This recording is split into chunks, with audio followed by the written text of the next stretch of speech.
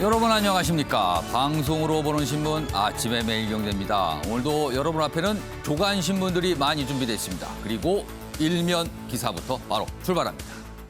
매일경제 일면 톱 기사. 그동안 굉장히 관심을 많이 받았던 사안입니다. 뭔가 매듭이 좀 지어졌습니다.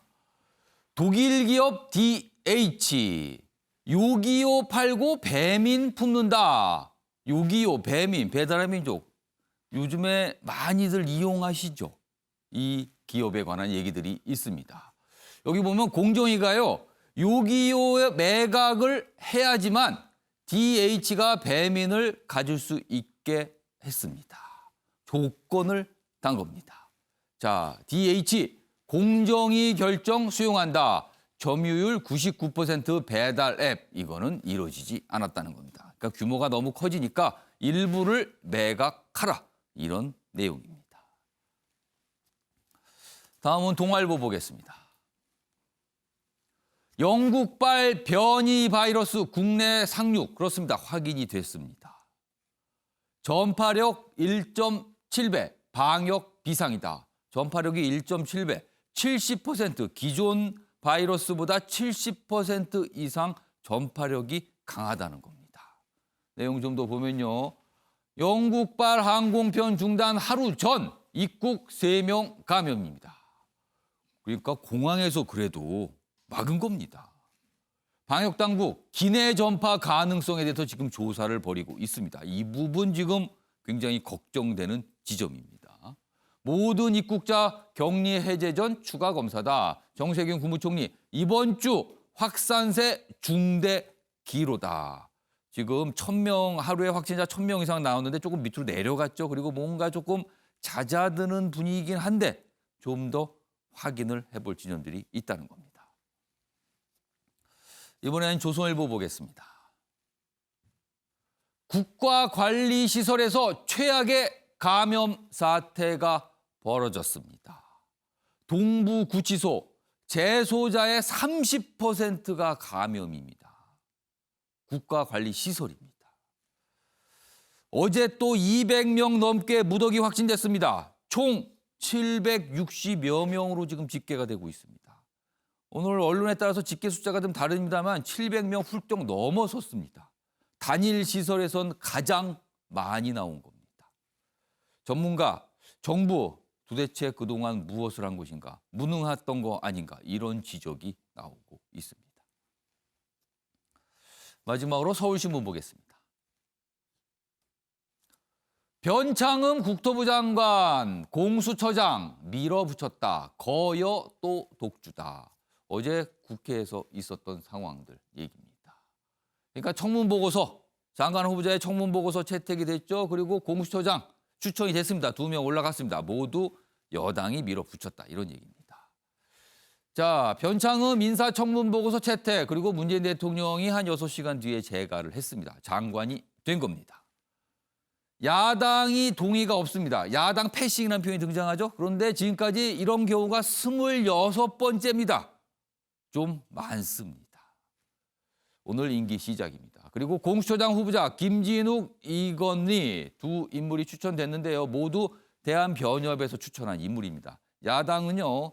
둘 다 친정부 성향이다. 그러면서 반발을 하고 있습니다. 뭔가 움직임이 있을 것이다. 이런 경고도 좀 하고 있는 상황입니다. 지금까지 일명기사 짚어봤고요. 오늘도 뉴스의 행간을 읽어주시기 위해 네 분께서 자리하셨습니다. 한 분씩 소개해드리겠습니다. 먼저 신경민 전 국회의원 자리하셨습니다. 네. 오늘 묵직한 해설을 해주시기 위해 아침부터 준비하셨습니다. 그리고 그 옆에는요. 조대원 정치평론가 나오셨습니다. 역시 뉴스의 행간 꼼꼼하게 챙기는 모습 아침에 있었습니다. 그리고 장유민 변호사도 오늘 자리하셨고요. 그리고 마지막으로 장혜찬 시사평론가도 오늘 나오셨습니다. 안녕하세요. 네, 안녕하세요. 안녕하세요.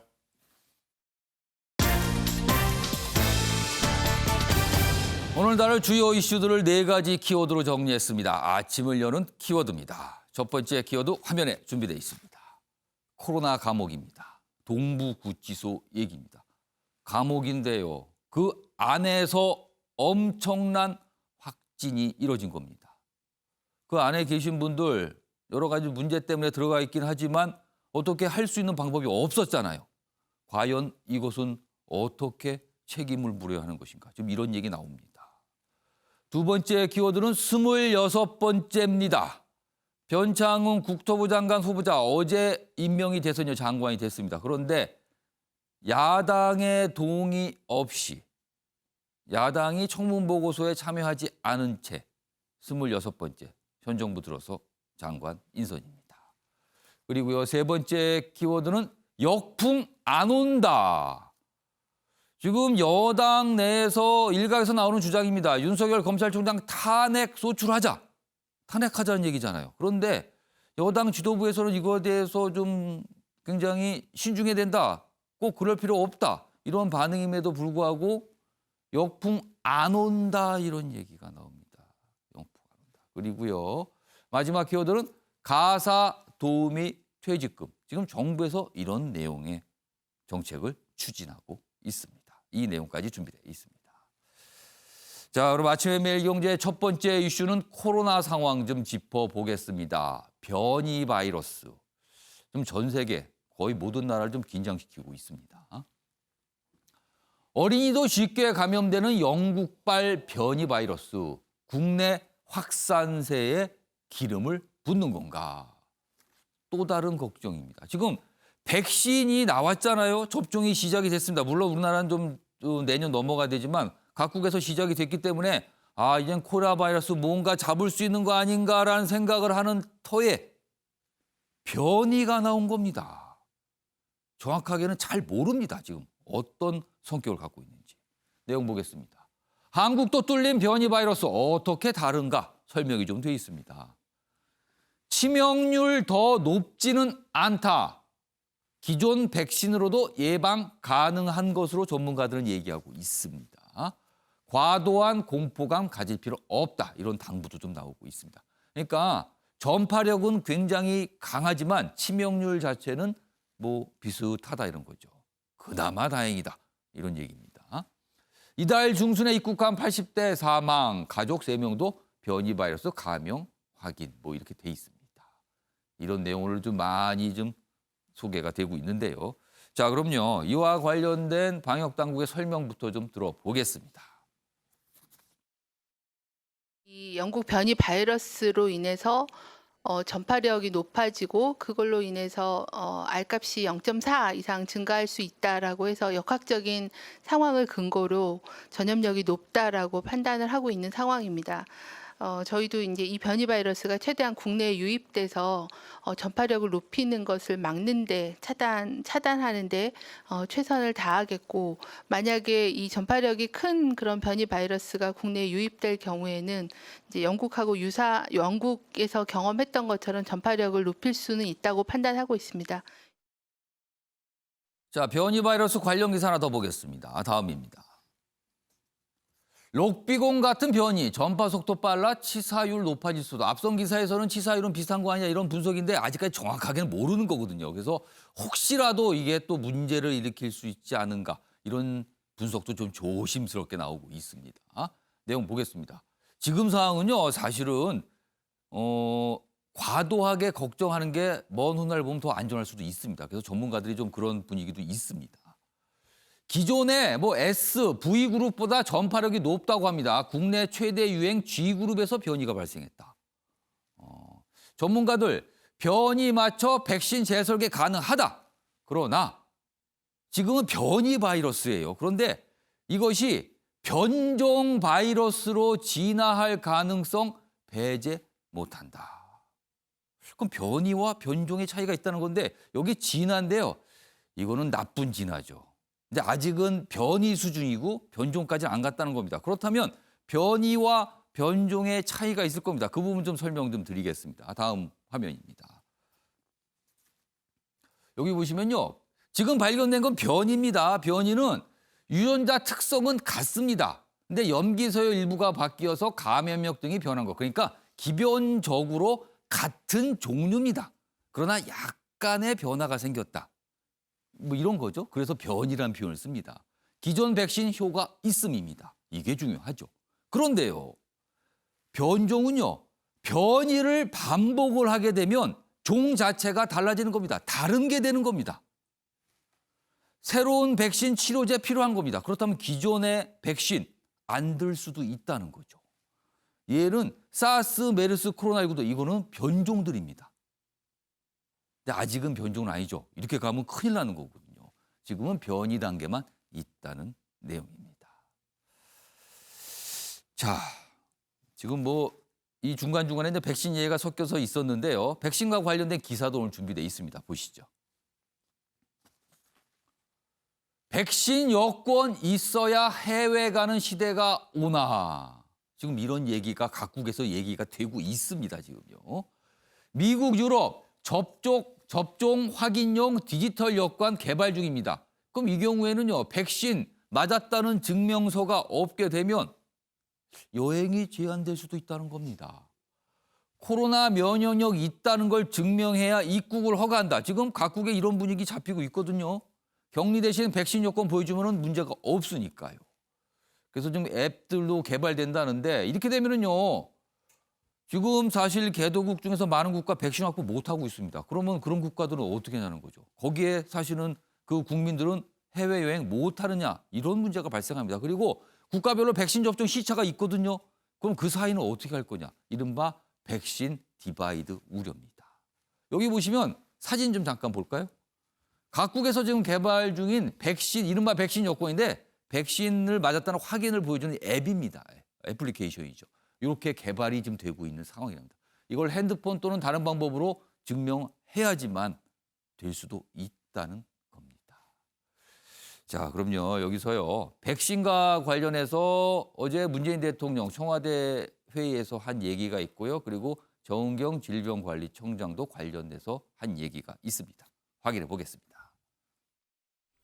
K-방역의 성공 요인으로 흔히 신속한 검사, 테스트, 추적, 트레이스, 치료, 트리트로 이어지는 3T를 꼽습니다. K-방역의 3T는 이미 세계의 표준이 되었습니다. 그러나 많은 나라에서 더 높게 평가하며 부러워하는 것은 우리 국민들의 높은 시민의식과 공동체의식입니다.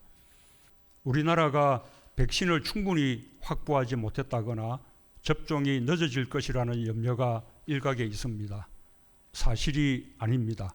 정부는 내년 2월부터 의료진, 노인 요양시설 등의 집단 수용자와 종사자 등 우선순위 대상자부터 접종을 시작할 수 있을 것으로 예상하고 있습니다. 2, 3월부터 바로 접종이 가능하도록 우선 접종 권장 대상자에 대한 예방접종은 인플루엔자 유행 시기 이전까지 마무리하도록 하는 계획을 마련하고 있습니다. 고위험군 의료기관 종사자와 요양병원, 요양시설 등 집단시설에 거주하는 노인부터 접종을 시작하여 순차적으로 접종을 확대해 나가겠습니다. 현재 정부가 구매 예정을 포함한 확보한 4,600만 명분의 백신은 우리나라 전체 인구의 88%에 해당하는 물량이고 현재 접종 가능한 인구의 기준으로 보면 100%가 초과하는 물량이어서 통상적인 집단 면역을 확보하는 데는 충분한 물량이라고 판단을 하고 있습니다. 백신 물량과 관련해서는 현재 보도자료에서 말씀드린 것처럼 현재 구매 예정인 것을 포함하면 전 국민 대비 88.8%에 해당하는 물량이고 18세 이상의 인구로 따지면 100%가 넘는 물량이긴 합니다. 하지만 지금 이제 각종 회사들이 아스트라제네카나 얀센 같은 경우는 허가에 대한 이슈가 아직 남아 있는 상황이고 또 할 때도 그 백신 생산량이나 유통에 문제가 생기는 등 백신과 관련해서는 불확실성이 상당수 있습니다. 자, 장혜찬 평론가. 문재인 대통령의 이야기, 그다음에 정은경 질병관리청장의 이야기 들어보는데 약간 분위기가 다릅니다. 문재인 대통령은 뭔가 이거는 확실하다. 어떤 자신감 또는 어떤 이거는 충분하다. 이런 걸 강조한 반면에 정은경 청장은 약간 불확실성도 있고 이건 좀 신중히 보고 있습니다. 약간 이런 분위기예요. 이거 어떻게 보셨어요? 그러니까 저는 또다시 지금 백신 국면에서 우리 정부가 보여주고 있는 고질적인 문제가 드러났다고 봅니다. 이 문제가 무엇이냐? 정치인들의 메시지와 전문가의 메시지가 다르다는 점이죠.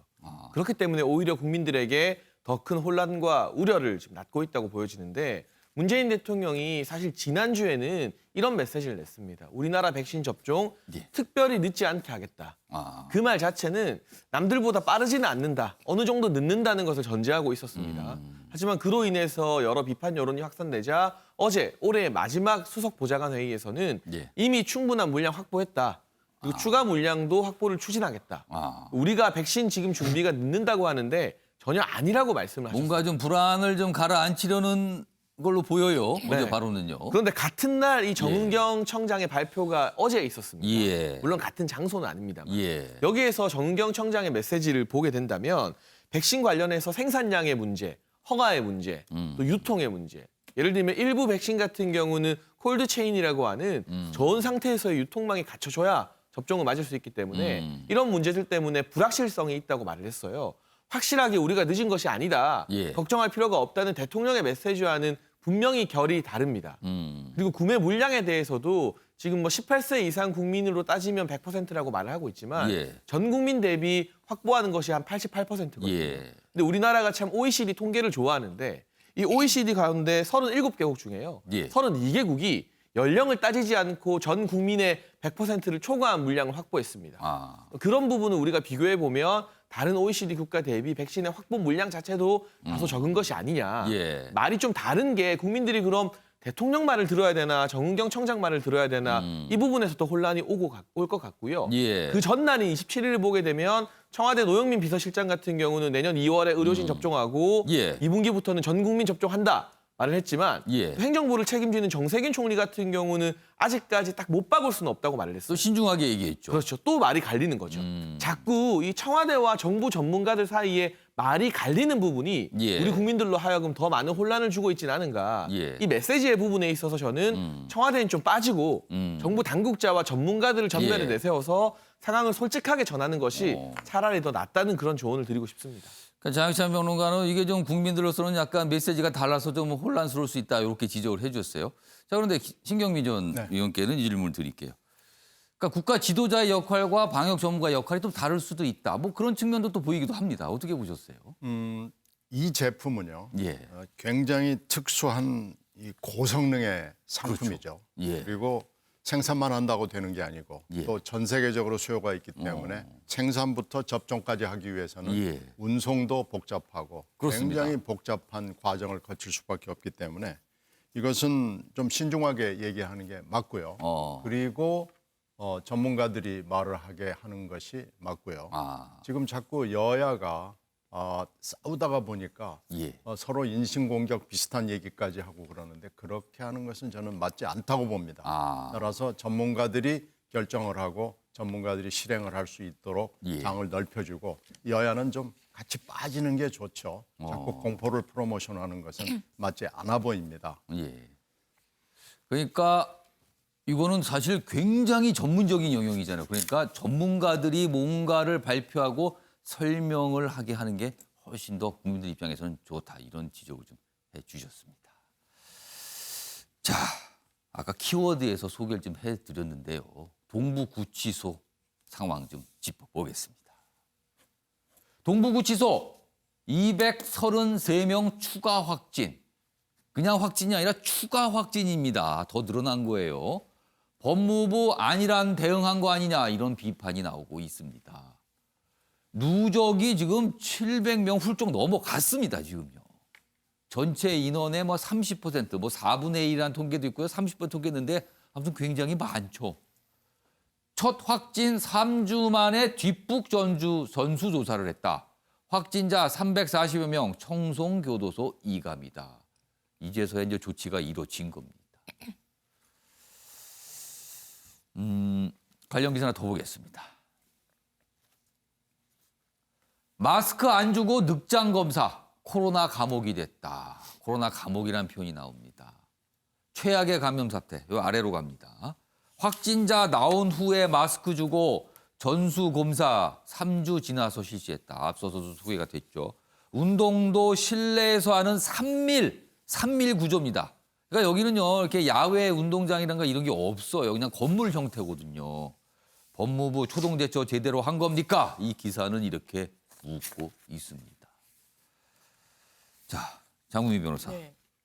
이런 경우에 이거 책임 소재가 어떻게 됩니까? 아무래도 이 수용자를 관리하는 주체는 법무부이기 때문에 법무부요? 이런 인재는 사실상 예고됐다라고도 보여지는 부분이 있습니다. 특히 동부구치소 같은 경우에 신축 건물로 굉장히 많은 인원을 수용하고 있고 또 예. 아파트형으로 지어진 부분이 있습니다. 보통은 다른 구치소 같은 경우에는 시설이 낙후돼 있지만 단층으로 돼 있고 예. 관리가 비교적 이제 용이한 측면이 있지만 동부구치소는 대량의 인원을 아파트 형식에 수용하다 보니까 그렇다면 이런 사태를 이제 막기 위해서는 신입 수용자 같은 경우에는 전수조사를 실시한다든지 왜냐하면 이렇게 무증상 감염자가 속출하고 있는 상황에서 예. 충분히 이런 부분들은 좀 비교적 이렇게 사태가 커지기 전에 막을 수 있는 부분이 있었는데 이것을 사실상 실기하고 지금 청송 그 독방이 한 500개 이상이 마련돼 있기 때문에 예. 어쩔 수 없이 이렇게 장거리를 이송해가지고 이제 이감을 하겠다는 건데 이런 식의 늑장 대처는 사실 법무부가 비판을 피하기 어려워 보이는 부분이 있는 것이 사실입니다. 그러니까 뭔가가 좀 늦은 것 같아요. 뭔가 발생했을 때 빨리 조치를 했으면 이렇게까지 확산은 안 됐을 거다 이런 지적이 나오거든요. 조대현 평론가, 뭘 놓친 거죠? 일단은 저는 그 예. 기사를 읽다 보니까 어떤 예. 내용이 눈에 들어오냐면 그 동부구치소 같은 경우에 송파동에 위치하다 보니까 예. 적정 수용 인원보다 지금 400명 이상이 더 많이 수용돼 있다 그러는데 너무 많이 있다는 겁니까? 예, 그래서 여기도 혹시 힘 있고 권력 있는 사람들이 면회 가기 편하고 시설 좋은 데로 보내진 건 아닌지 이게 점검을 한번 저는 해봐야 된다고 생각하고요. 일단 그런 의심이 든다는 말씀이시죠? 그렇죠. 지금요? 다른 지방 예. 수용 시설에는 비어 있는데 여기만 왜 이렇게 400명 이상 더 많이 넣었냐는 거죠. 그러니까 위치상으로 좀 오고 가기 좋은 곳에 위치한 것 같다 이 말씀이시네요. 그러니까 우리 사회에서 같은 예. 죄를 짓더라도 더 많이 가지고 더 권력이 있고 권력에 가까운 사람들이 이 수용시설 죄를 짓고도 더 편한 곳으로 가는 이게 불합리 그다음에 기득권의 문제이기 때문에 이런 문제도 한번 짚어봤으면 싶고요. 예. 어쨌든 제가 군대에서 있을 때 우리가 병력의 한 20% 정도가 이 사망을 하거나 다치면 거의 괴멸 수준의 타격을 입었다 그러는데 예. 현재 직원과 수용자가 2,844명인데 예. 748명이 감염됐으니 여기는 거의 괴멸된 거예요. 그래서 정부에서 법무부에서 얘기하는 거는 아마도 무증상을 가진 그 신규 수용자가 많이 들어와서 이렇게 된 것이라고 얘기를 하는데 예. 그런 점이 있다 하더라도 최초의 확진자가 나오고 난 뒤 3주 동안 전수조사도 하지 않았고 예, 그 부분이 거의 방치되면서 급속히 퍼진 부분 그리고 방금 그 기사에도 나왔지만 마스크 하나를 가지고 돌려 쓰고 첫 마스크를 썼다는 거. 그래서 재소자들이 뭐 여기에 대해서 항의하고 예. 불만을 제기했는데도 조치가 되지 않았던 부분. 이런 부분들이 이 정부가 최초의 초기에 그 코로나 방역을 잘했다고 칭찬을 많이 받았는데 예. 갈수록 거기에 도취돼 가지고 예. 시간이 가면서 눈에 잘 띄고 언론이 주목하는 곳에는 이렇게 신경을 쓰면서 예. 도리어 우리 사회에서 주목받지 못한 사각지대, 예. 별로 자기들의 정권에 관여 없는 지역에 대해서는 관심을 끈고 있었는 게 아닌가 이런 비판을 피해갈 수 없는 상황이라고 저는 생각합니다. 예. 그러니까 지금 이런 표현이 등장하잖아요. 뭐 단일 시설에서 가장 많은 확진자가 나왔다. 그리고 최악의 감염 사태다. 이 정도면 굉장히 좀 많은 거거든요. 700명이 넘어간 상황이라서 좀 굉장히 많은 분들이 좀 심각하게 바라보고 있습니다. 자, 코로나 관련 기사는 이 정도로 마무리하겠습니다.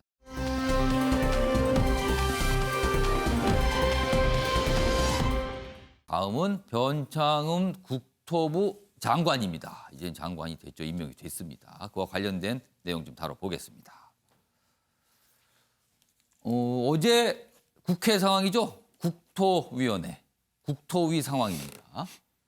여당에서 이런 얘기가 나왔어요. 변창흠 그렇게 나쁜 사람은 아니야. 이런 얘기가 나오면서 이제 밀어붙였다. 이제 청문보고서 채택을 강행했다 이거죠. 근데 야당은 의회 독재다 반발했습니다. 야당에서 의회 독재라는 말 참 자주 나오죠 요새. 보겠습니다. 어제 이제 국회 상황을 설명하고 있어요. 선거 앞 부동산 민심 달래기 급한 여당 주택 공급 확대를 내세운 변창흠 후보자 강행 처리다. 쇄신용 개각 앞두고 인사 장악 포석 아니냐 이런 얘기도 있습니다.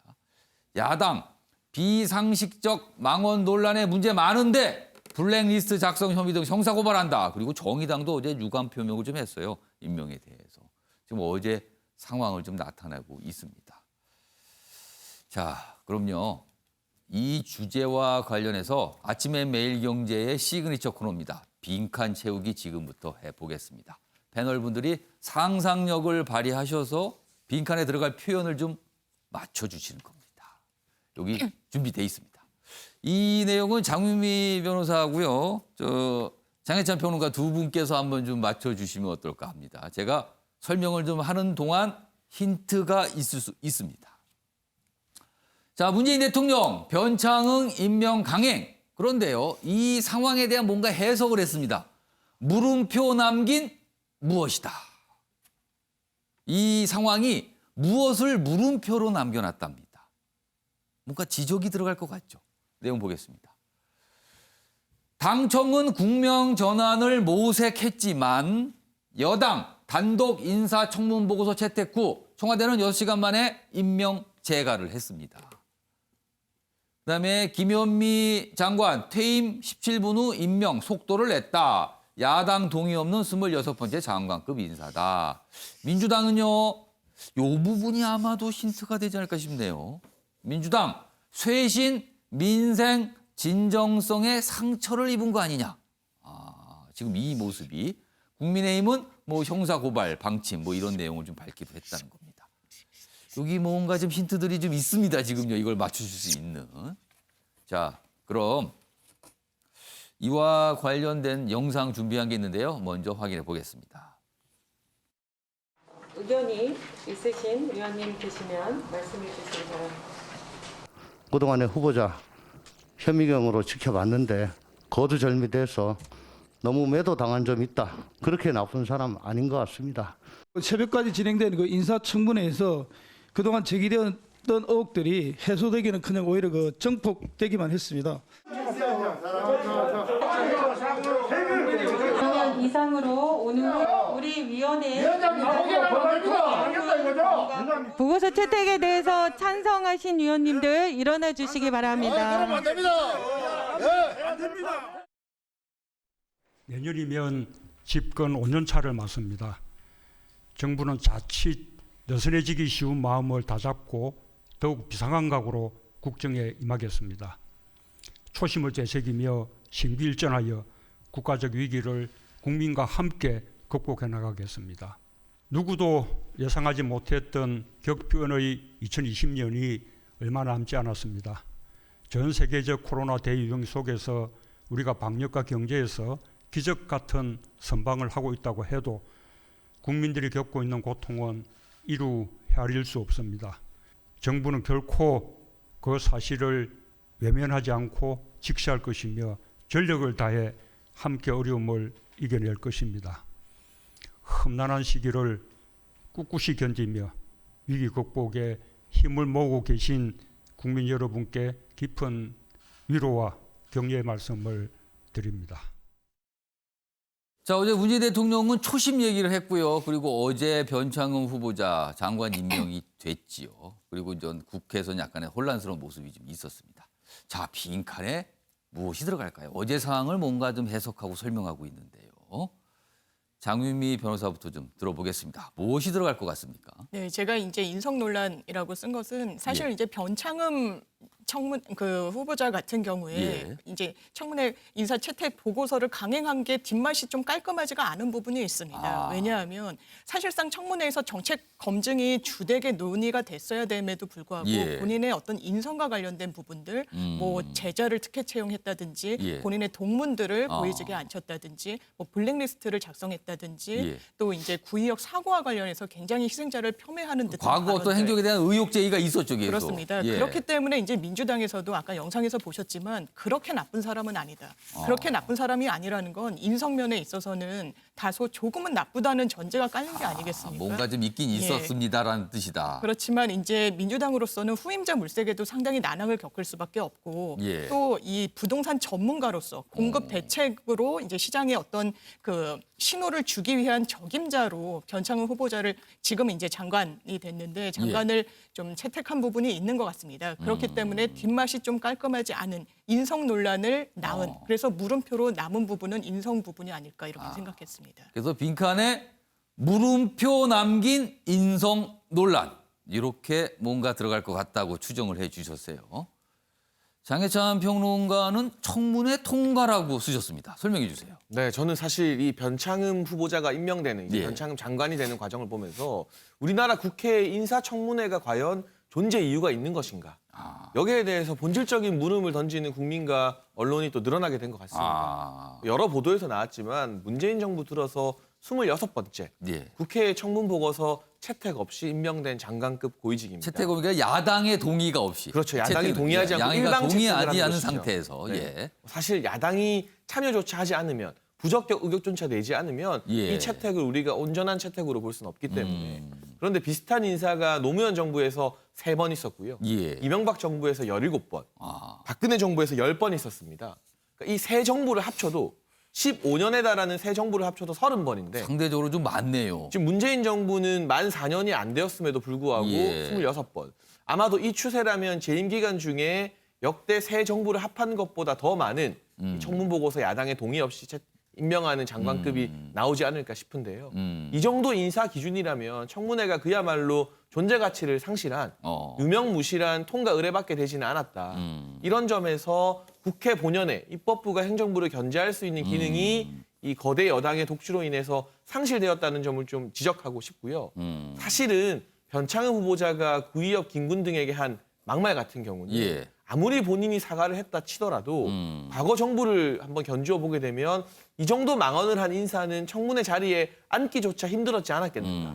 과연 더불어민주당이 야당이었다면 지금의 변창흠 후보자 이 같은 논란에도 불구하고 임명에 찬성할 수 있었겠는가. 역지사지의 자세로 예. 청문회의 존재 이유를 한번 돌아봤으면 좋겠다는 뜻에서 저는 청문회 통과가 좀 물음표였다 이런 이야기를 하고 싶습니다. 사실 여당 내에서는 이 26번째 이 부분에 대해서 약간 반론처럼 나온 목소리 중에 하나가 야당에서는 너무 반대를 많이 한다. 무조건 반대하는 거 아니야. 약간 이런 불만도 있거든요. 장해찬 평론가는 그 부분은 좀 어떻게 보세요? 그런데 이명박 정부와 박근혜 정부 당시 야당이 지금 민주당이었습니다. 예. 그때 17명, 10명이 나왔던 게 그 당시 민주당은 이명박 정부의 한나라당이나 박근혜 정부의 새누리당에 과연 협조를 잘해서 이 숫자가 적었겠느냐. 어차피 야당 시절이었다 다들. 그렇죠. 야당이 국정에 어떻게 보면 반대를 하고 또 과한 표현으로 발목을 잡는 것은 어느 시절의 야당이나 저는 대동소이하다고 봅니다. 예. 특별히 지금 국민의힘이 더 어깃장을 놓는 게 아니라고 보여지고요.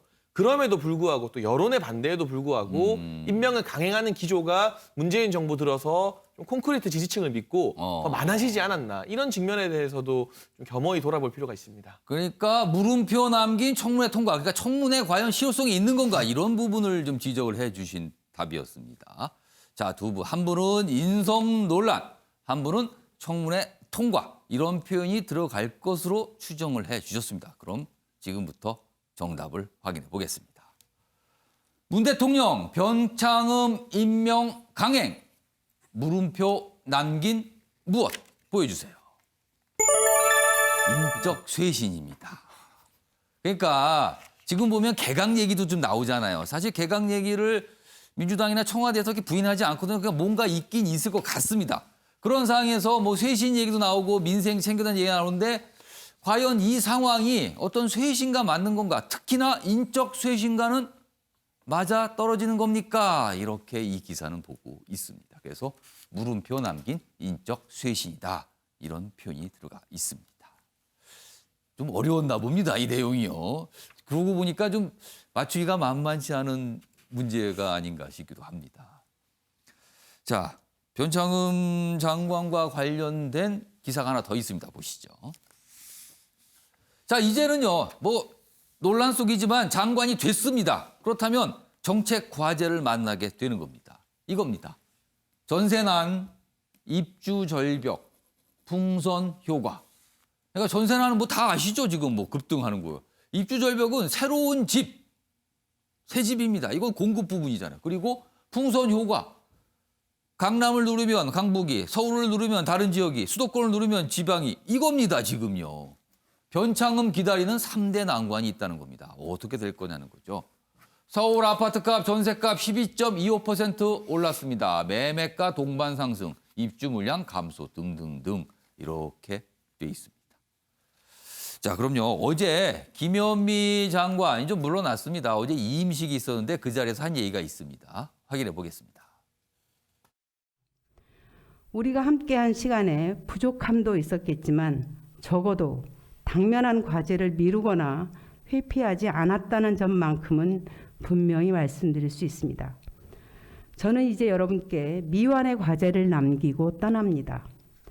특히 집 걱정을 덜어드리겠다는 약속을 매듭짓지 못하고 떠나게 되어 마음이 무척 무겁고 송구합니다. 전체적으로 보면요. 변창흠 장관 그리고 물러난 김현미 이제 국토부 장관 전 장관이 됐습니다. 그동안 얘기한 거 보면 기존의 정부 정책 그대로 그 기존을 유지할 거다 이렇게 좀 보여요. 사실은요. 그런데 그 부분에 대해서 야당을 중심으로 이거 문제 많은데 왜 안 바꾸냐는 지적이 계속 있었는데 신경민 전 의원께서 보시기에는 앞으로 부동산 정책 방향 어떻게 갈 것 같은지 그리고 어떻게 가야 된다고 보시는지 좀 말씀해 주시죠. 김현미 표의 부동산 정책에는 사실 변창흠 지금 이제 후보자가 장관이 됐죠. 예. 변 장관의 영향력도 상당히 있었고요. 그런 점에서 봤을 때 이제 바뀌기가 어렵지 않느냐라는 관측이 있죠. 예. 근데 지금 여기서 우리가 공공공급론자죠. 변 장관은. 예. 그런데 민간 공급의 중요성을 변 장관이 모르는 건 아닐 겁니다. 그럼에도 불구하고 공공공급이 너무나 필요하다라는 얘기를 지금 계속 해왔는데 예. 일단 국민들이요. 수요자들이죠. 수요자들이 오래 기다려주지 않는다는 것을 변 장관이 이해해야 합니다. 변 장관이 오랫동안 이 분야에서 학자로서 그리고 예. 실무가로서 일을 했지만 지금 현재 벌어지고 있는 작금의 사태로 봤을 때 민간 공급 부분을 다시 한번 평가를 해서 해주기를 바라고요. 또 하나는 부동산의 재산적 가치 예. 그리고 우리나라의 유동성의 현재 실태를 봤을 때 이 부동산 문제가 그렇게 간단한 문제가 아니다라는 것을 다시 한번 인식을 해야 할 겁니다. 예. 특히 지금 우리가 간과하고 있는 것 중에는 해외 자본의 문제를 지금 아무도 지적을 하지 않는데 해외 자본들이 사실 부동산 시장을 떠돌고 있습니다. 그러면 밖에서 우리나라로 들어온 그렇죠. 돈들이 부동산 그렇죠. 시장을 매매를 뭔가 하고 있다는 네, 겁니까? 2008년도에도 그런 게 있었지만은 지금도 지금 우리 정부가 놓치고 있는 대목, 전문가들이 놓치고 있는 대목이 이 유동성의 문제. 이 유동성에는 예. 국내뿐만 아니고 해외 유동성까지 같이 되고 있기 때문에 예. 전문가들이 빠지는 전문성의 함정이 있습니다. 여기에 매몰되지 말고요.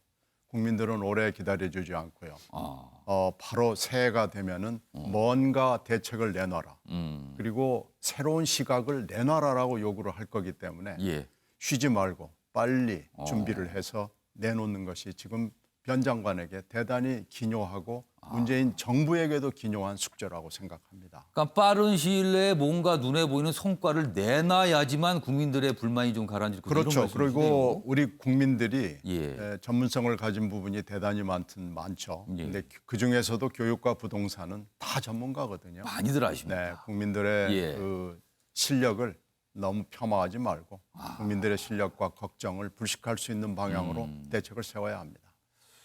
신경민 전 의원께서 좀 중요한 몇 대목 그리고 쓴소리 사실 차분하게 말씀하시면 쓴소리가 많이 들어가 있습니다. 지금요. 이런 부분 좀 지적을 해 주셨습니다. 자, 조대현 평론가는 정부의 부동산 정책 방향 어떻게 갈 것 같습니다. 그리고 어떻게 가야 된다고 보십니까? 저는 현 집권 여당이 그 야당할 때부터 예. 예를 들면 뭐 무상급식이라든가 그다음에 그 기본소득, 재난지원금 뭐 이런 부분들에 있어가지고 좋게 말하면 민심의 변화를 빨리 읽고 예. 대처를 잘했고 나쁘게 말하면 이제 선거를 앞두고 갈라치기라도 잘해서 더 많은 사람들의 마음을 흡족화시켜서 표를 얻는 기술이라도 있었는데 예. 이 부동산 정책은 부자들도 불만 그리고 그 없는 사람은 진짜 절망의 단계로 가도록 만들어서 국민 전체를 적으로 돌린 정말 이 정부의 가장 큰 패착이 아닌가 싶을 정도로 잘못된 정책이었다. 그래서 현재 그 국민들이 바라봤을 때는 어떠냐면 이게 이제 정책이 하나 나오면 예. 이 정책에 따라 호불호가 갈리고 이익을 보는 쪽과 또 손해를 보는 쪽이 생겨요. 예. 그렇지만 이 지금 말씀드렸지만 20몇 번의 정책을 쏟아놨는데 가장 이제 시장이 견디기 힘들어하고 서민들이 견디기 힘들어하는 게 뭐냐면 이게 일관성이 없고 즉흥적이고 그다음에 미래를 예측할 수 없는 불확실성이 이 시장을 가장 불안하게 하고 서민들의 삶을 어렵게 만드는 게 아닌가. 그래서 변창흠 지금 장관이 바뀌었는데 사실 국민들은 큰 기대를 하는 건 아니고 도리어 김현미 장관보다 또 더 못한 김현미 때가 좋았다고 얘기가 나오지 않을까 이런 우려를 해요, 지금 현재. 그래서 이분한테 드리고 싶은 말씀은 정책을 내가 뭔가 단기간에 많이 내놔야 된다고 생각하지 말고 예. 좀 더 지금 현재 시장을 좀 냉정하게 냉철하게 바라보면서 예. 조금 시간이 걸리더라도 한 번을 내놓더라도 시장에 그 제대로 반응을 할 수 있는 그런 정책을 내놓고 그 정책을 최소한 본인의 임기 그리고 현 정권의 임기 기간 동안이라도 일관되게 좀 추진을 해주면 거기에 맞춰서 국민들이 대응을이라도 할 수 있지 않을까 뭐 이런 생각이 듭니다. 예. 그러고 보니 현 정부 들어서 부동산 정책 크고 작은 걸 모두 합쳐보면 20번이 넘습니다. 그러나 과연 효과가 있었는가? 자신 있게 얘기할 수 없습니다. 누구도요. 지금. 이런 상황에서 또 다른 정책이 나오겠죠. 그러면 또 그때 어떤 또 평가를 받게 될 겁니다. 20번 넘게 이미 나온 것 위에 얹혀서 말이죠.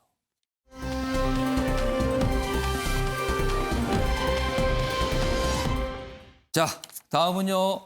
여당 내에서 나오는 목소리들인데요. 윤석열 검찰총장 탄핵해야 된다. 이 소리가 계속 나오고 있습니다. 물론 지도부는 조금 신중하고 그거는 아닌 것 같습니다. 약간 이런 분위기인데 이런 상황에서 추미애 법무장관이 본인 SNS상에 이번에 유튜브입니다. 뭔가를 또 올렸습니다. 그 내용이 소개돼 있어요. 추미애, 윤석열 탄핵, 역풍 안 온다. 뭐 이런 내용을 담은 글을 유튜브에 공유를 했습니다. 공유했다는 거는 본인이 동감을 한다. 이렇게 통상 해석이 됩니다. 여당 의원이 한 기고문 일부를 발췌를 해서 이런 글을 올린 겁니다. 그래서 이건 탄핵을 해야 된다라고 얘기를 하는 건가? 언론들에서 이제 여러 가지 해석이 좀 담겨 있습니다. 게다가 검찰 내부에서는 대통령이 지금 이른바 추윤 갈등과 관련해서 사과를 했는데 이번엔 추 장관이 탄핵론까지 꺼내는 겁니까? 뭐 이런 분위기가 있다고 합니다. 이런 내용도 좀 담겨 있어요.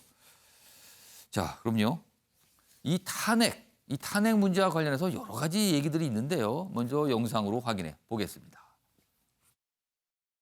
어제 그리고 그제 이틀 정도 의원들끼리 모여 있는 방이 있어요. 대화하는 대화방이 있는데 거기에 굉장히 많은 이야기들이 지금 올라오고 토론이 되고 있습니다. 탄핵을 이야기하시는 분, 뭐 탄핵까지는 아니다라고 얘기하시는 분, 뭐 특검을 해야 된다는 분, 굉장히 좀 많은 이야기들이 지금 오고 가고 있는 것이 사실이고요. 여러 그런 이야기들이 좀 더 종합이 돼서 당의 입장이 좀 결정되지 않을까 이렇게 생각합니다.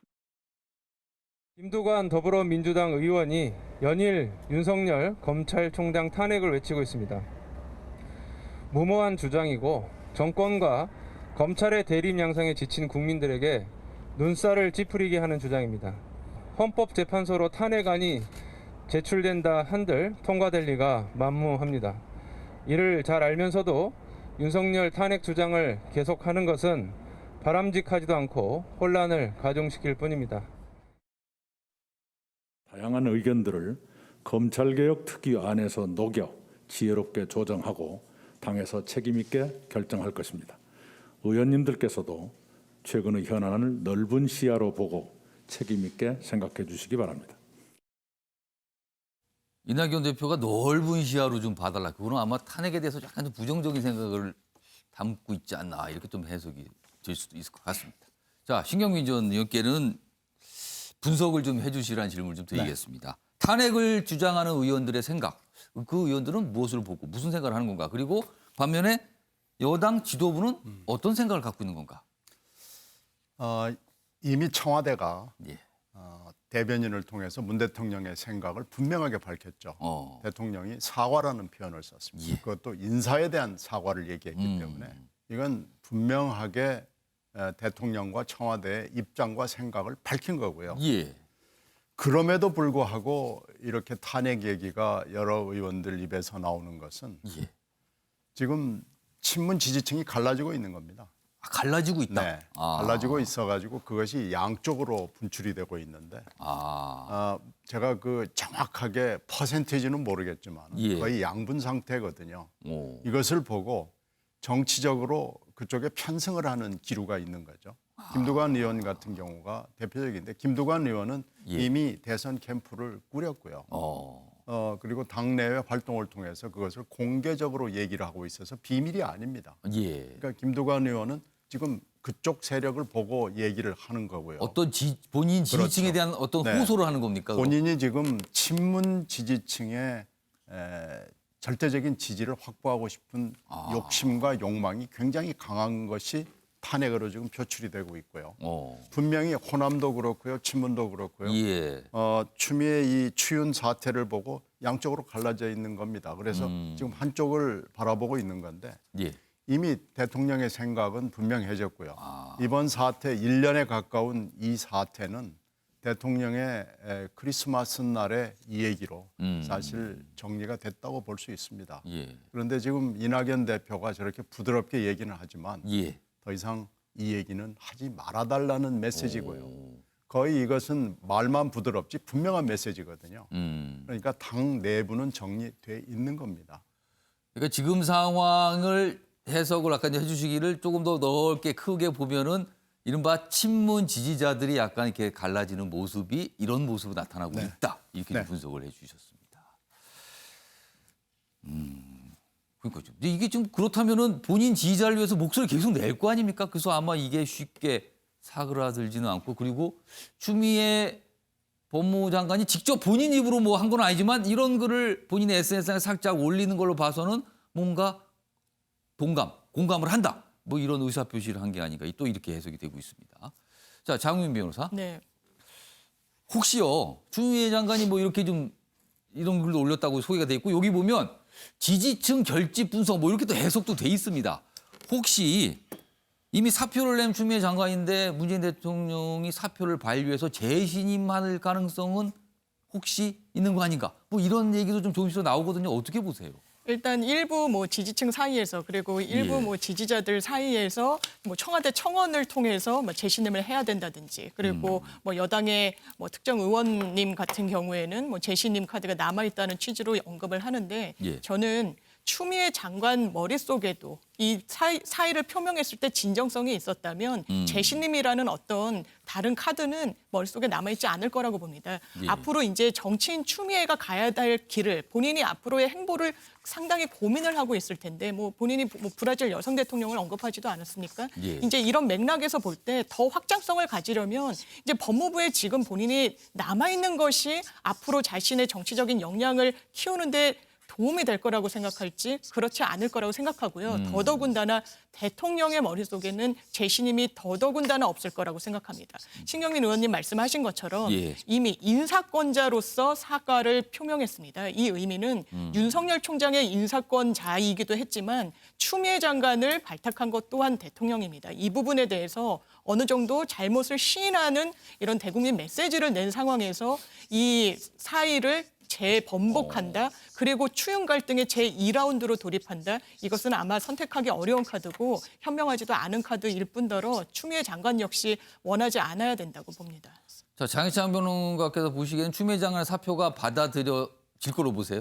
네, 저는 추미애 장관 사표가 생각보다 빠른 시일 안에 수리가 될 것 같고요. 그러면 그 이후에 추미애 장관의 어떤 행보, 정치적 행보겠죠? 정치적 행보는 어느 쪽으로 방향을 갈 것 같습니까? 우선 추미애 장관 같은 경우는 당분간 자숙 내지는 휴식의 기간이 필요하지 않을까 싶습니다. 본인은 어떻게 생각할지 몰라도 사실 추미애 장관이 지난 1년 동안 윤석열 총장과 대립하면서 갈등을 벌였던 것이 지난주에 이 집행정지 결정으로 일단락이 되었고 예. 그 부분이 문재인 대통령의 국정 운영에도 많은 피해를 끼쳤기 때문에 예. 그런 부분에 있어서 지금 일부 강성 지지자들 사이에서 추미애 장관을 재심해야 된다는 것과는 별개로 여당 내부에서 국민 전체의 여론을 봤을 때는 추미애 장관이 지금 텀에서는 좀 국정의 전면에서 빠지는 것이 예. 문재인 정부에게 도움이 된다는 판단을 내렸을 가능성이 저는 대단히 높다고 보여지고요.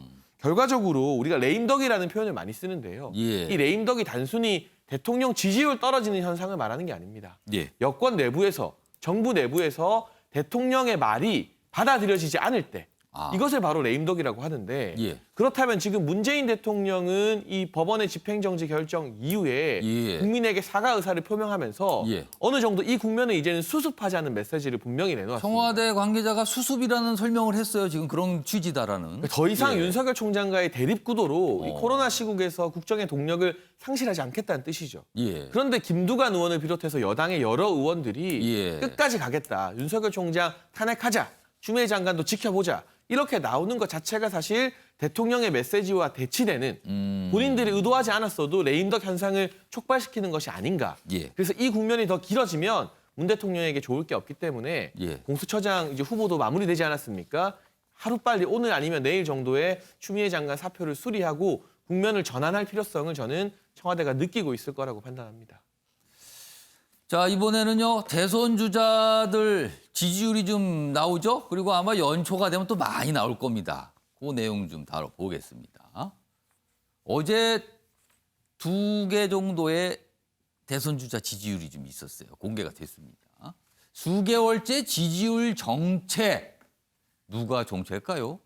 속타는 이낙연 대표, 이재명 경기지사 이렇게 돼 있습니다. 그러니까 지금 윤석열 검찰총장은 지지율이 좀 많이 오름세다 뭐 이런 결과들이 나오는데 특히 이낙연 대표 같은 경우는요 괜찮을 때는 40% 막 이렇게 기록을 했는데 지금은 20% 미칩니다. 추윤 사태 유탄을 맞은 거 아니냐? 그리고 이 지사는 상대적으로 요즘에 여론의 관심이 좀 줄어든 거 아니냐? 이렇게 또 분석하고 있습니다. 자, 그럼 구체적으로 지지율 그래프가 좀 있는데요. 하나씩 확인해 보겠습니다. 첫 번째입니다. 여기 보시면 리얼미터 조사인데요. 여기는 윤석열 총장이 23.9로 1위로 나왔죠. 자, 뭐 여기 자주 나옵니다, 요새. 많이 나와요. 자, 이쪽으로 가겠습니다. 여기 보면 이낙연, 이재명 두 인물 모두 18.2로 똑같습니다. 둘이는 같지만 여기 좀 뒤지잖아요. 그러니까 공동 2위입니다. 이 조사는 이런 내용이고요. 다음 조사 보겠습니다. 또 다른 조사가 있습니다. 여기서는요, 한국사회여론연구소 조사인데요. 여기는 이재명 지사가 1위를 기록해서 23.4.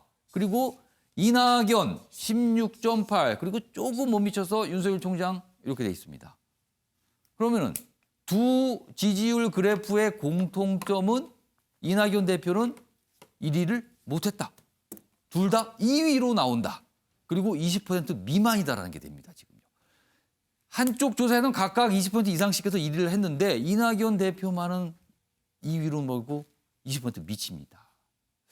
요 내용 좀 다뤄보도록 하겠습니다. 제가 아까 조대현 평론가하고 신경민 의원께 미리 질문을 드렸어요. 이낙연 대표의 지지율 이런 모습인데 이걸 위기라고 봐야 된가? 위기라면 어떤 이유에서 어떤 배경에서 이런 모습일까? 이걸 분석을 해달라고 미리 질문 드렸습니다. 자, 신경민 의원도 앞에 쓰셨으면 걸어주시기 바랍니다. 먼저 조대현 평론가의 분석 좀 들어보겠습니다. 말씀해 주세요. 이낙연 대표가 사실은 현재 본선보다 예선에 더 이제 눈이 들어오다 보니까 예. 자기가 원래 가졌던 강점 안정적이고 그리고 이성적이고 합리적이고 이 중도의 국민들이 좋아할 그런 장점들을 오락가락 행보를 통해 다 잃어버렸다. 예선이라고 말씀하신 거는 당내 경선을 경선이죠. 말씀하시는 거죠? 예. 그래서 사실 이분이 그동안 정치 역정을 이래 쭉 돌아보면 예. 한 번도 치열한 경쟁을 해본 적이 없어요. 안정적인 직장 다니다가 그다음 정치권 들어와서 깃발만 갖다 꽂으면 되는 호남에서 5선을 했고 본인은 또 아니라고 말씀하실 수 있겠는데요. 그리고 4선을 예. 하고 그다음에 전남 지사 예. 하시고 뭐 유일하게 경쟁을 좀 했다면 21대 종로인데 그때도 이미 뭐 여론조사에서 20% 차 이상 나서 그냥 무난하게 이기는 경쟁만 해봤기 때문에 이분이 현재 당대표가 되고 난 뒤에 이재명이라는 강력한 싸움꾼, 예. 이재명 지사는 늘 그렇지만 어려운 곳에서 뭐 성남시에서 또 시장을 하면서 싸움꾼 기질을 키웠고 경기도지사는 뭐 누가 이길지 모르는 선거 아닙니까? 예. 거기서 벌써 이 몸집과 싸움 기술을 키워온 분이다 보니까 이런 분이 계속 따라오다 보니 불안한 마음에 본인이 가졌던 합리적인 생각을 버리고 당내 경선에 눈을 신경을 쓰면서 친문 지지 세력에 대해서 구애하는 행보를 하다 보니 결국 중도층마저도 떠나버렸고 그리고 또 친문이 이낙연 후보를 찍어줄 리도 없고 예. 여차하면 이낙연, 이재명 다 날리고 자기 사람을 세워서 자기 측근들로 정권을 잡으려고 하는 꿈을 갖고 있는 게 친문 세력인데 예. 그러다 보니까 이낙연 대표가 지금 설 자리가 없어졌다. 그래서 저는 어떻게 생각하냐면 지금이라도 급할수록 돌아가란 말이 있지 않습니까? 예. 그래서 국민 믿고 국민들이 생각하는 상식과 합리가 뭔지 그 부분을 생각하면서 이낙연 대표가 지금부터라도 이 대표직을 수행을 하신다면 예. 국민의 지지는 현재 민주당 후보들 뭐 이렇게 대통령 후보로 나오지만 거론되는 사람들 봤을 때 그렇게 국민들이 중도층들이 특히 찍어주고 싶은 사람이 없기 때문에 다시 원래 모습으로 돌아가시는 게 가장 빠른 길이 아닌가 그런 생각이 듭니다. 자, 신경민 의원은 뭐 같은 질문 네. 그리고 저 답변을 적어줬습니다. 네, 설명해 주시죠. 지금 금방 설명해서 맞는 부분도 있고 예. 틀린 부분도 있고 그런데 저는 이낙연 대표와 사실은 기자 생활할 때부터 기자이자 이낙연과 정치인 이낙연 예. 그리고 지금 대표로서의 이낙연을 상당히 오랫동안 지켜본 입장에서 말씀을 좀 드리고 싶습니다. 편하게 살았다고 얘기하는 게 이제 반 맞고 반 틀린 건데요. 예. 이 민주당에 계속 잔류를 해서 열린우리당에 합류를 하지 않을 때 그리고 도지사를 나갔을 때 그 치열한 경쟁, 종로를 나갔을 때 그 치열한 경쟁 예. 사실 굉장히 피를 말리는 거였는데 그 옆에 굉장히 고민하는 모습을 쭉 봤고요. 지금도 편하지 않습니다. 그리고 지금 40%의 지지율을 구가할 때 왜 그랬느냐. 역대 총리들이 굉장히 많았습니다만은 전부 다 그런 건 아니거든요. 그건 사이다 발언. 여기서는 사이다 발언이었고 그 사이다 발언의 진정성과 신뢰를 국민들이 읽었기 때문에 그렇게 된 거죠. 그래서 지금 그걸 잃은 겁니다.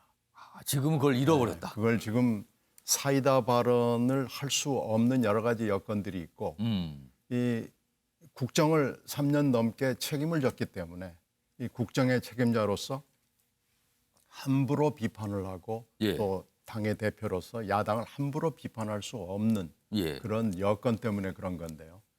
초심으로 돌아가서 국민들이 왜 이낙연에 환호했는지로 돌아가서 지금 다시 원래의 이낙연의 모습, 사이다 총리로서의 이낙연의 모습으로 돌아가는 것이 지금은 첩경이 아닌가 저는 그렇게 생각합니다. 그러면 원래 과거에 이제 사이다 발언, 이른바 진정성이 있고 그다음에 굉장히 쓴소리지만 소신 있게 얘기한다는 네. 거잖아요. 그러면 그런 발언을 하게 될 경우 만약에 그 소신의 방향이 정부의 어떤 문제를 지적하는 쪽으로 가게 되면 당내 친문 지지자들이 또 굉장히 반발하고 이런 걸 또 의식하지 않을까요? 네, 이제는 예. 네, 문 정부가 지금 추윤 갈등에서 보여준 여러 가지 것을 저희들이 조금 전에 얘기했듯이 정리를 했지 않아요. 예. 청와대가 정리를 했으니까요.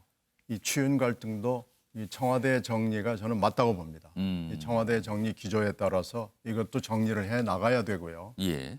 한쪽만의 극렬한 지지층의 그 얘기나 그 생각을 따라가는 것은 정당으로서 특히 집권 여당으로서 해야 될 일이 아니라고 생각합니다. 예. 그래서 문 정부의 기조를 따라가되 문 정부가 잘못할 때는 문 정부에 대해서 분명하게 얘기를 해주는 그런 스탠스, 여당의 대표로서의 스탠스를 빨리 찾아서 사이다로 복귀할 수 있기를 바랍니다. 사이다로의 복귀가 필요하다. 이렇게 분석을 해 주셨습니다. 자, 만평이 좀 있습니다. 이 관련된 내용을 좀 다루고 있어요. 보겠습니다. 여기 보시면 지지율 그래프가 하나 있죠. 여기는 또 윤석열 총장이 1위가 된 그래프인데 여기 있습니다. 그래서 두 사람이 밑에 있는데 거품일까, 거품물까. 그러니까 이 거품일까는 이 지지율이 혹시 거품일까? 거품 물가는 누가 거품을 분다는 소리일까요? 아마 시청자 여러분께서는 뭐 아실 것 같습니다. 이런 만평도 좀 있습니다. 장혜찬 평론가는 이재명 지사 관련된 얘기 좀 해보겠습니다. 사실 상당히 오랜 기간 이른바 추윤 갈등이 이어졌는데 그 사이에 이재명 지사는 별다른 입장 표명이 없었어요. 사실 현안에 굉장히 적극적으로 입장을 내오는 정치 지도자였는데 말이에요. 이유가 있었을 것 같습니다. 저는 똑같은 지지율이라고 봐도 예. 지금 이낙연 대표의 지지율과 이재명 지사의 지지율이 동일한 수준에서 유지되면 이재명 지사는 속으로 웃을 수 있다고 봅니다. 웃는다 속으로. 왜냐하면 떨어진 것이 아니라 본인이 여전히 어떻게 보면 중앙 정치에서 한 발짝 비껴 있음에도 불구하고 여권의 양강으로 확고한 어떤 지지세를 보여주고 있는 것이기 때문에 뭔가를 입장도 내지 않고 그냥 가만히 있었는데도 그렇죠. 관망하는 추세에도 이 정도 어떤 지지세를 유지하는 건 본인의 저력을 입증한 것이다라고 판단했을 가능성이 높다고 보고요. 예. 지금 이재명 지사 네 글자로 표현하면 호시탐탐이 아닐까. 호시탐탐. 이제는 그러나 한 가지 결정을 해야 될 시기가 온 것 같아요. 어떻게 하느냐. 당내 어떤 친문 당원들이나 친문 세력들에게 조금 더 적극적으로 러브콜을 보내서 내가 다음 대권 주자가 되어도 친문과 함께 갈 수 있다는 것을 보여주거나 그렇지 않으면 전통적으로 우리가 지난 정부나 지지난 이 정권이 교체되지 않고 승계되었던 케이스를 보게 되면요. 현직 대통령이 찍어준 후보가 아니라 항상 여당 내에서 야당 역할을 하던 후보가 정권을 승계했습니다. 예. 실질적으로는 작은 수준의 소규모 정권 교체가 일어났던 것이죠. 언제나. 예. 그렇다면 이 비문이라고 할 수 있는 이재명 지사가 아예 더 강하게 이 문재인 대통령의 지지율이 계속 빠지는 국면에서 여당 내 야당 역할을 할 것인가. 이 두 가지 갈림길 사이에서 지금 이재명 지사가 관망을 하고 있다고 저는 보여지는데 해가 바뀌게 되고 아마 서울시장이나 부산시장 보궐선거 결과가 여당에게 좀 안 좋은 쪽으로 나오게 된다면 이재명 지사가 여당 내 야당 역할을 할 가능성이 대단히 높아지지 않을까. 그리고 개인적으로는 지금 국면에서 이재명 지사가 아무리 친문들에게 러브콜을 보내도 친문들은 이재명 지사를 본인들의 어떤 대리주자로는 세우지 않을 것이다. 예. 그렇다면 지금까지 관망하는 게 괜찮았지만 앞으로는 기조를 좀 확실히 정해서 이명박 정부에서 박근혜 전 대통령이 여당 내 야당 역할을 톡톡히 했던 것처럼 이제는 문재인 정부의 야당 역할을 이재명 지사가 하는 것이 이낙연 대표를 추월할 수 있는 길이 아닐까 하는 생각을 해봅니다. 대서주자 지지율은 참 항상 이렇게 수치 놓고 보면 참 얘기거리가 많습니다. 그 숫자, 그 변화들도 뭐 아마 새해 들어가면은 많은 지지율 결과가 나오지 않을까 싶습니다.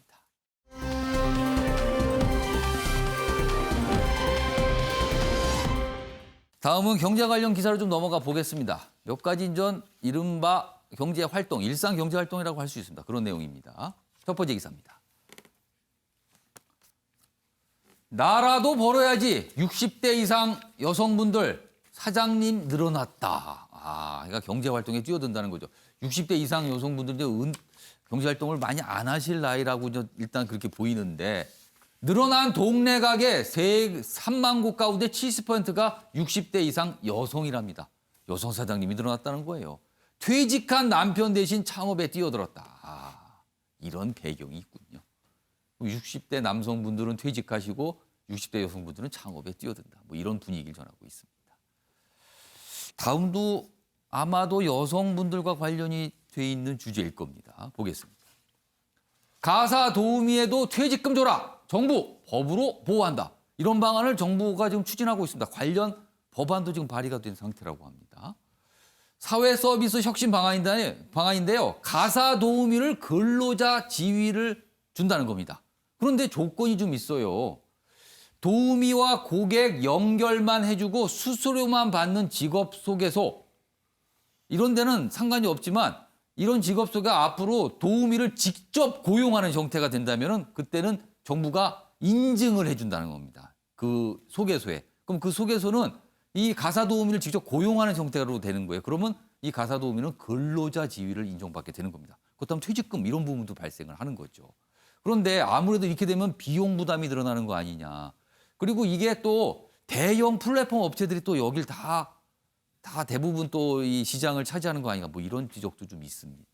그렇다면 기존에 고객과 직접 계약을 하는 1:1 계약 같은 경우는 근로자 지위가 안 된다는 또 얘기가 됩니다. 정유희 변호사, 네. 여러 가지 좀 고민할 지점이 좀 있네요. 지금. 그렇죠. 상당히 많은 부분이 메워져야 되는 아직까지는 좀 미완성의 지금 정책인 것 같습니다. 왜냐하면 일단 근로기준법에 사실상 가사 노동자 같은 경우에는 예외 규정으로 해서 근로자 성을 인정해주지 않고 있습니다. 이 말인즉슨 이제 노동관계법에 의해서 보호받지 못한다는 거고 그 취지는 사실상 그렇다면 한 가구당 한 명의 가사도우미가 계시는데 이 부분을 뭐 현장을 어떻게 점검할 것이며 이런 실무적인 문제까지 다 종합적으로 해서 여태까지는 근로기준법의 예외 사유로 이제 노동자 지위를 인정 인정하지 않았던 부분인데 물론 이런 사각지대에 대한 보완책이 마련돼야 되는 원칙론은 맞는 것 같습니다. 예. 하지만 지금 이제 직접 고용을 해서 이 정부의 인증을 받은 업체에 소속된 가사도우미 같은 경우에는 4대 보험의 어떤 혜택 그리고 퇴직 지급 등의 여러 가지 이제 보완책이 마련되겠다는 건데 예. 그렇다면 정부 인증업체와 계약하지 않은 다른 가사도우미 같은 경우에는 더더욱 사각지대에 놓여질. 근데 가사도우미란 일은 똑같이 하는 거잖아요. 그렇습니다. 그래서 이 상당히 양분화되고 누구는 그런 어떤 혜택을 입지만 그렇지 못한 부분. 그리고 또 하나 이 여기서 이제 점검해야 될 부분은 예. 아마 직접 고용의 형태가 이 인증업체가 된다고는 하지만 그 늘어나는 비용 부담은 전적으로 이제 소비자한테 전가될 가능성이 상당히 고객들이 많아서 좀 부담을 할 수도 있겠네요. 네, 사실상 그렇게 되면 이게 시장이 활성화될 수 있을 것이냐, 얼마나 또 이용이 또 늘어날 것이냐 이런 문제가 있고 아까 말씀하신 것처럼 여기에 이 시장에 관여할 수 있는 대형 플랫폼 체계를 운영할 수 있는 일부 업체들이 이 시장을 독식하는 거 아니냐 이런 우려까지 나오는 영세 업체들은 또 상황입니다. 어려워질 수도 있다는 거죠. 예, 그렇습니다. 여기 보시면 그게 설명이 돼 있어요. 여기 뭐 근로자 대우. 그러니까 인증업체에서는 근로자 대우. 그러나 1대1 계약이나 비인증의 경우에는 그냥 대우를 못 받는다. 이런 또 문제가 있을 수 있다는 겁니다. 뭔가 좀 꼼꼼히 챙겨야 될 부분들이 보입니다, 지금. 자, 자가격리 명령을 어기고 몰래 달아난 수백 명의 관광객들 때문에 스위스가 발칵 뒤집혔습니다. 그것도요, 변이 코로나로 전 세계를 긴장시키고 있는 영국에서 온 관광객들이라고 합니다. 신사의 나라란 별칭, 이제 유효기간이 다 지난 겁니까? 오늘 준비한 내용은 여기까지입니다. 시청해주신 여러분 고맙습니다.